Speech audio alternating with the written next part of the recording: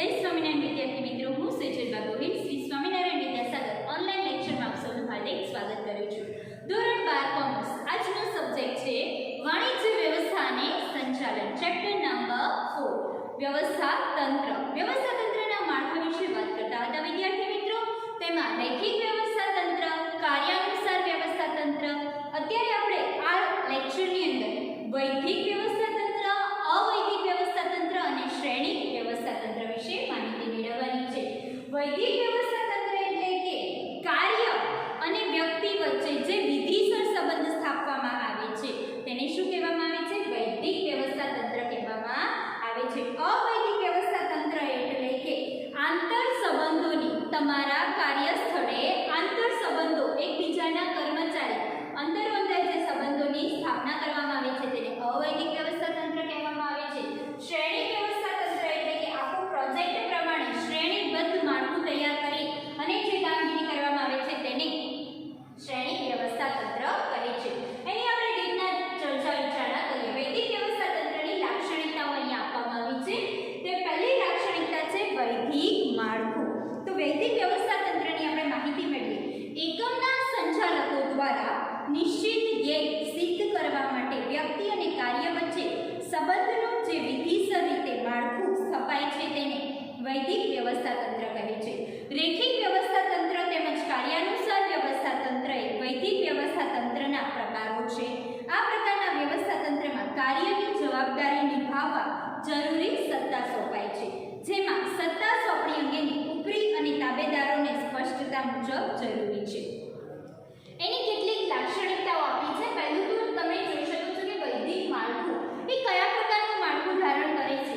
નિશ્ચિત ધ્યેય સિદ્ધ કરવા માટે સંચાલક સભાનતાપૂર્વક વૈદિક માળખુંની રચના કરે છે. એટલે કે તમારું જે ધ્યેયને સિદ્ધિકરણ મેળવવાની છે એ બાબત માટે વૈદિક માળખુંની રચના કરવામાં આવે છે. અપરિવર્તનશીલ. આ પ્રકારના વ્યવસ્થા તંત્રમાં કર્મચારીનું સ્થાન મોટે ભાગે અપરિવર્તનશીલ જોવા મળે છે. જે કર્મચારીનું સ્થાન એકવાર નિશ્ચિત કર્યા બાદ તેમાં ફેરફાર જોવા મળતો નથી. એટલે કે અપરિવર્તનશીલ હોય છે. જે કાર્ય અને વ્યક્તિ વચ્ચે જે કાર્યકારણનો સંબંધ બંધાય છે એમાં પરિવર્તન જોવા મળતું નથી. અપરિવર્તન હોય છે. એકદમ જડ રીતે પકડી રાખવામાં આવે છે. ઉપરથી નીચેની સત્તાની સોંપણી. ઉપરથી નીચેની એટલે કે ઉપરી અધિકારી તરફથી નીચેના અધિકારીઓને કાર્યની જે સોંપણી કરવામાં આવે છે તેને ઉપરથી નીચે તરફનું સ્થાન કહેવામાં આવે છે. તેની સત્તાની સોંપણી કરવામાં આવે છે. જે કાર્ય ઉપરી અધિકારીઓ દ્વારા, મુખ્ય વહીવટી અધિકારીઓ દ્વારા જે કાર્યની સોંપણી કરવામાં આવે છે તેને ઉપરી સપાટી કહેવામાં આવે છે. મોટું કદ. આ જે કદ છે વૈદિક વ્યવસ્થા તંત્ર એ છે મોટું કદ ધરાવે છે, કારણ કે તેનો એકમ મોટો હોય છે. તેના કર્મચારી જેટલા હોય એવી રીતે પૂરેપૂરા આખા વ્યવસ્થા તંત્રને વૈદિક વ્યવસ્થા તંત્ર કહેવામાં આવે છે. એના દ્વારા જે કામગીરી કરવામાં આવે છે એટલા માટે એને મોટું એકમ કહેવામાં આવે છે. ચોક્કસ સંબંધો, બરાબર, એના વચ્ચે વૈદિક વ્યવસ્થા તંત્રને કારણે કર્મચારીઓ વચ્ચે ચોક્કસ સંબંધોની સ્થાપના કરવામાં આવતી હોય છે. વિધિસર રીતે માળખાની રચના થતી હોવાથી કર્મચારી વચ્ચે સંબંધો ચોક્કસ રચનામાં જ ગોઠવાયેલા જોવા મળે છે. માહિતી સંચાર એટલે કે માહિતીની આપ-લે કરવી, એકબીજા દ્વારા કોઈ પણ સંદેશો પાઠવવો અથવા તો મેળવવો વૈદિક પ્રકારના માર્ગ દ્વારા જ થાય છે. અવૈદિક માહિતી સંચાર કોઈ જ સ્થાન ધરાવતું નથી. આમાં વૈદિક એટલે કે કામથી કામ બાબતના સંદેશાની વાતચીત વૈદિક વ્યવસ્થા તંત્રમાં કરવામાં આવે છે. અવૈદિક વ્યવસ્થા તંત્રની આમાં કોઈ પણ કામ થતું નથી. એ કામ વગરની કોઈ પણ સાથે ચર્ચા અને વિચારણા કરવામાં આવતી નથી. તો આવી રીતે વૈદિક વ્યવસ્થા તંત્રની જે લાક્ષણિકતાઓ આપણે અહીંયા જોઈ છે, વૈદિક વ્યવસ્થા તંત્રનું માળખું, વૈદિક વ્યવસ્થા તંત્રમાં અપરિવર્તનશીલતા જોવા મળે છે. વૈદિક વ્યવસ્થા તંત્ર ઉપરથી નીચેની સપાટી તરફ કામગીરીની સોંપણી કરે છે. વૈદિક વ્યવસ્થા તંત્રનું કદ મોટું છે. વૈદિક વ્યવસ્થા તંત્ર ચોક્કસ સંબંધો વિકસાવવામાં આ કામગીરી કરે છે. વૈદિક વ્યવસ્થા તંત્રમાં કામથી કામ બાબતે જ વાત થતી હોવાથી માહિતી સંચાર સરળ અને વ્યવસ્થિત થતો જોવા મળે છે. તો આ જ રીતે એની લાક્ષણિકતાઓ અહીંયા દર્શાવી છે. ત્યારબાદ છે અવૈદિક વ્યવસ્થા તંત્ર. અવૈદિક વ્યવસ્થા તંત્ર એટલે શું એની આપણે ચર્ચા વિચારણા કરીએ. કોઈ પણ સભાનતાપૂર્વક હેતુ સિવાય સામૂહિક પરિણામોનો ફાળો આપવા માટે આપો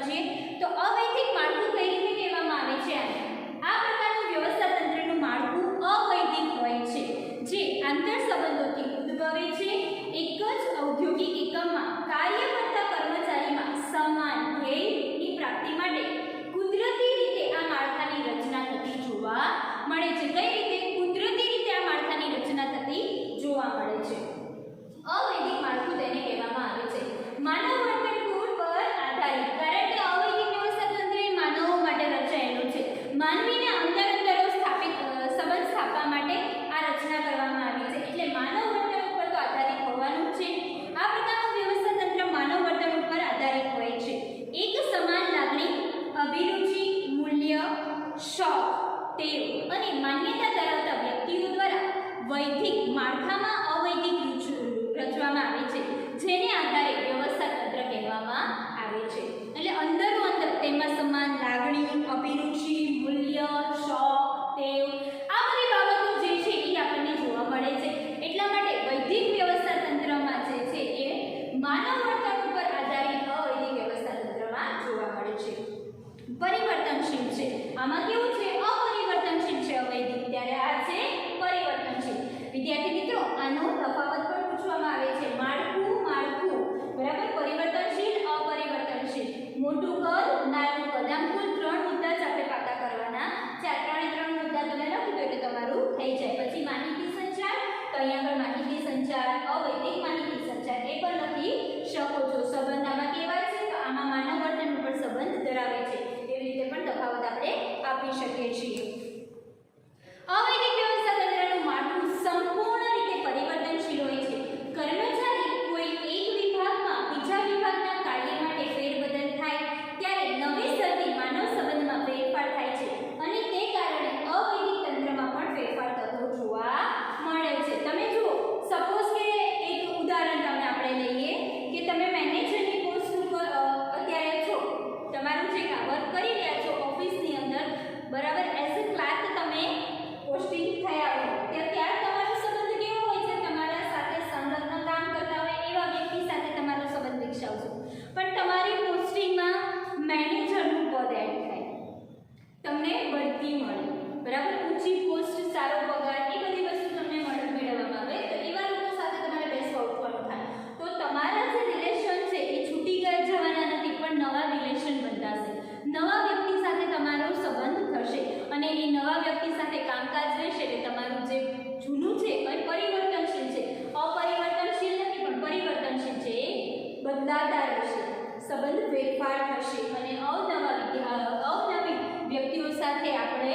સંબંધ વિકસિત થાય છે સાર્વત્રિક છે એટલે બધી જગ્યાએ જોવા મળે છે અવૈધિક વ્યવસ્થા તંત્ર સાર્વત્રિક છે જે માત્ર ઉદ્યોગમાં જ નહીં પરંતુ સમાન હિત અને મૂલ્ય ધરાવતી દરેક માનવીય પ્રવૃત્તિમાં અવૈધિક વ્યવસ્થા તંત્રની હાજરી જોવા મળે છે એટલે કે સંબંધ આ કોની દ્વારા માનવી સાથે સંબંધ ધરાવવાની વાત છે તો કઈ જરૂરી નથી કે આપણા કામકાજમાં જ માનવી સાથે સંબંધ થાય અન્યત્ર બધી જગ્યાએ આપણે માનવી સાથે તો સંબંધ વિકસાવતા રહેતા જ હોય છે અવૈધિક માહિતી સંચાર અવૈધિક માહિતી સંચારમાં કર્મચારી વચ્ચે માહિતી સંચાર અવૈધિક રીતે થાય છે મોટા ભાગે તે મૌખિક સ્વરૂપે હોય છે તેથી તેમાં હકીકતો કરતાં અભિપ્રાયોનું પ્રમાણ હોવાની શક્યતા વધી જાય છે અવૈધિક વ્યવસ્થા તંત્રમાં માહિતી સંચાર અત્યંત ઝડપથી થતો જોવા મળે છે અંદરો અંદર વાતચીત થાય છે એટલા આ વિભાગની અંદર અવૈધિક માહિતી સંચારની અંદર વ્યક્તિઓ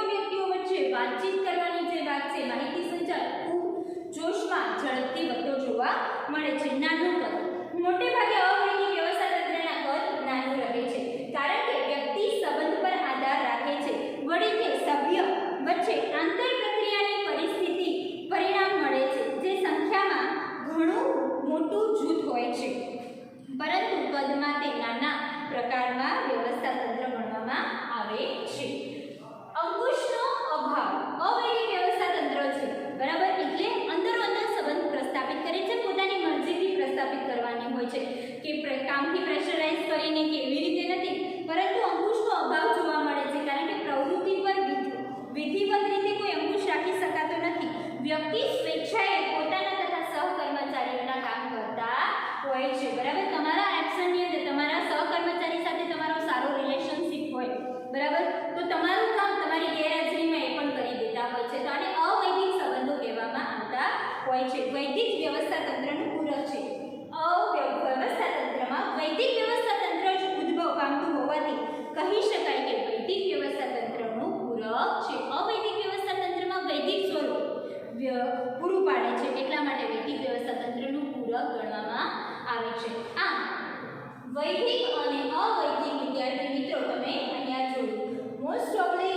એક્ઝામની અંદર આ બંને વચ્ચે તફાવત પૂછવામાં આવે છે 3 ગુણની અંદર, અથવા તો મેં કીધું એમ તમને પડછાયો છે એ કારણ પૂછવામાં આવે છે 2 ગુણની અંદર. તો આ બંને વસ્તુ તમારે ખાસ પાકી કરવાની. મોસ્ટ આઈએમપી આનો તફાવત રહેશે. તફાવત તમારે ખાસ તૈયાર કરવાનો છે. વૈદિક વ્યવસ્થા તંત્ર, અવૈદિક વ્યવસ્થા તંત્ર. મેં કીધું એમ જો તમને આમાં યાદ ન રહે તો કેટલું યાદ રાખવાનું છે વિદ્યાર્થી મિત્રો? સૌથી પહેલા તો માળખું બંનેનું લખી નાખવાનું છે. પરિવર્તનશીલ, આમાં અપરિવર્તનશીલ છે તો આ પરિવર્તનશીલ છે. કદ મોટું છે, કદ નાનું છે, બરાબર. આ ઉપરથી નીચે સત્તાની સોંપણી કરવામાં આવે છે, જ્યારે આમાં સાર્વત્રિક જગ્યાએ તે જોવા મળે છે. ચોક્કસ સંબંધોના વિકાસમાં રહીને જ વૈદિક વ્યવસ્થા તંત્રની કામગીરી થાય છે, જ્યારે માનવ વર્તન ઉપર આધારિત છે એટલે કોઈ પણ સંબંધ વિકસાવવામાં આમાં કોઈ નિયંત્રણ રાખવામાં આવતું નથી.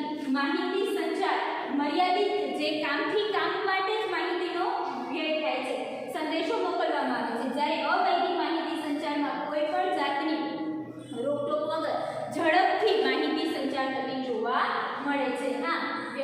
વૈદિક અને અવૈદિક વ્યવસ્થા તંત્ર વચ્ચે આપણે તફાવત જોઈ શકીએ છીએ.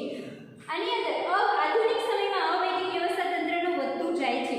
ઔદ્યોગિક ઝઘડા ઓછા અને ઔદ્યોગિક શિસ્ત જળવાતી હોવાથી વ્યવસ્થા તંત્રનું વધુ પ્રકાર અને પ્રચલિત બની ગયું છે.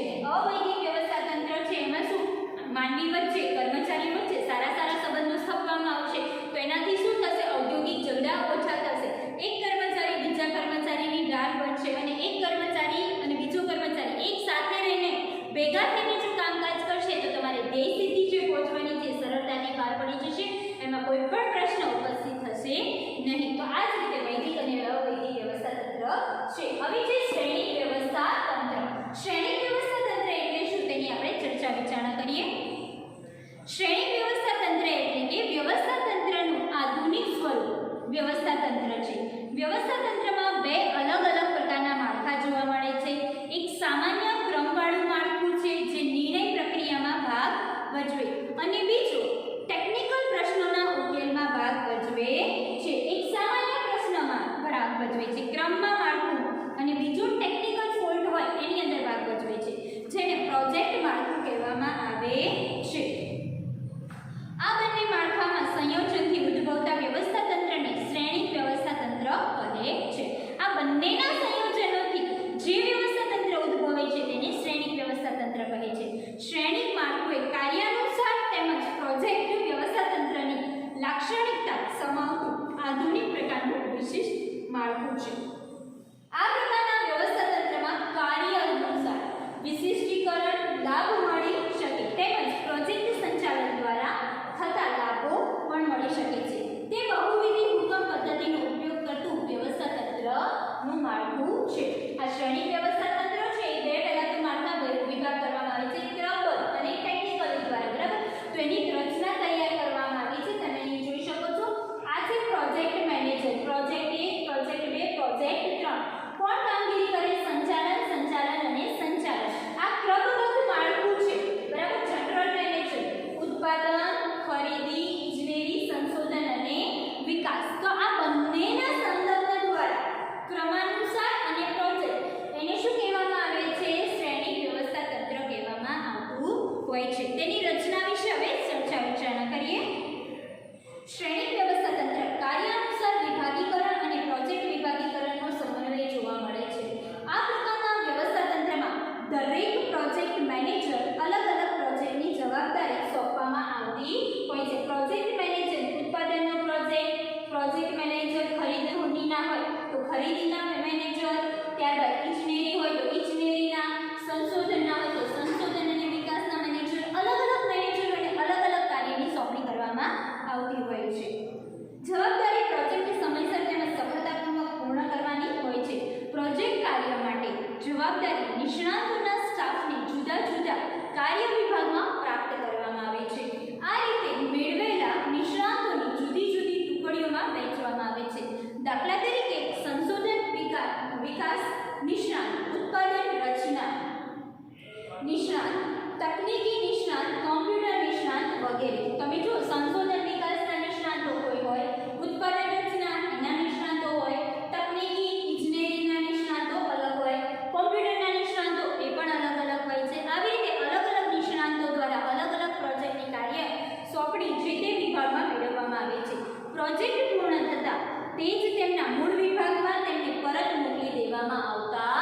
હોય છે. આમાં પ્રોજેક્ટ પૂરતું જ કાર્ય કરવાનું હોય છે. પ્રોજેક્ટ જેવો તમારો પૂર્ણ થશે એવા પોતાના વિભાગમાં એ લોકોને મૂકી દેવામાં આવતા હોય છે. ઉપરના ચાર્ટ પરથી સ્પષ્ટ જણાય છે કે શ્રેણિક વ્યવસ્થા તંત્રમાં સત્તા અને પ્રવાહ બેવડાતા હોય છે. સત્તા અને પ્રવાહ તમે જુઓ બધું એકબીજાને છેદ કરે છે. પ્રોજેક્ટ મેનેજરે આ બધા સાથે કાર્ય લેવાનું છે, આ બધાએ પ્રોજેક્ટ મેનેજર સાથે કાર્ય લેવાનું છે, બધા સાથે સંલગ્ન થઈને જ કાર્ય કરવાનું છે. જેમ કે જનરલ મેનેજર તરફથી વિવિધ વિભાગોને તેમજ વિવિધ પ્રોજેક્ટના સંચાલક ઉપરથી નીચે તરફ સીધી રેખામાં સત્તા વહન કરવામાં આવે છે. જનરલ મેનેજરને ઉપરથી પ્રોજેક્ટ મેનેજર અને આ ઉત્પાદનના અધિકારીઓને બધાને સીધી રેખામાં માહિતી આપવામાં આવે છે. પ્રોજેક્ટનું કાર્યની સોંપણી કરવામાં આવે છે. ડાબી બાજુએ પણ દર્શાવવામાં આવ્યું છે કે પ્રોજેક્ટ અને પ્રોજેક્ટ મેનેજર સ્વતંત્ર રીતે કાર્ય કરે છે, જે માટે જરૂરી નિષ્ણાતો જુદા જુદા વિભાગમાં મેળવેલા વ્યક્તિઓ છે. આ રીતે વ્યવસ્થા તંત્રમાં શ્રેણીની રચના થાય છે, જ્યાં ટેકનોલોજી અને કામગીરી બંને મહત્વના હોવા જોઈએ. સમન્વય કરવાનો આવશ્યક બને છે. ત્યાં આ પ્રકારનું વ્યવસ્થા તંત્ર વધુ અનુકૂળ સાબિત થતું હોય છે. તો આવી જ રીતે પ્રોજેક્ટ મેનેજર છે તે ઉત્પાદન, ખરીદી, ઇજનેરી, સંશોધન, પ્રોજેક્ટ 1 સંચાલન, પ્રોજેક્ટ 2 સંચાલન, પ્રોજેક્ટ 3 સંચાલન એકબીજાને છેદતા હોય છે. આ બધા જ મેનેજરોને આને સંલગ્ન અહીંયાથી ઉપરથી નીચે તરફ માહિતી મોકલવામાં આવે છે, નીચેથી ઉપર તરફ માહિતી મોકલવામાં આવે છે. સીધી રેખાઓમાં માહિતી જે છે તેની આપણે કરવામાં આવતી જોવા મળે છે. એક આખી શ્રેણી રચના કરવામાં આવે છે. આ શ્રેણી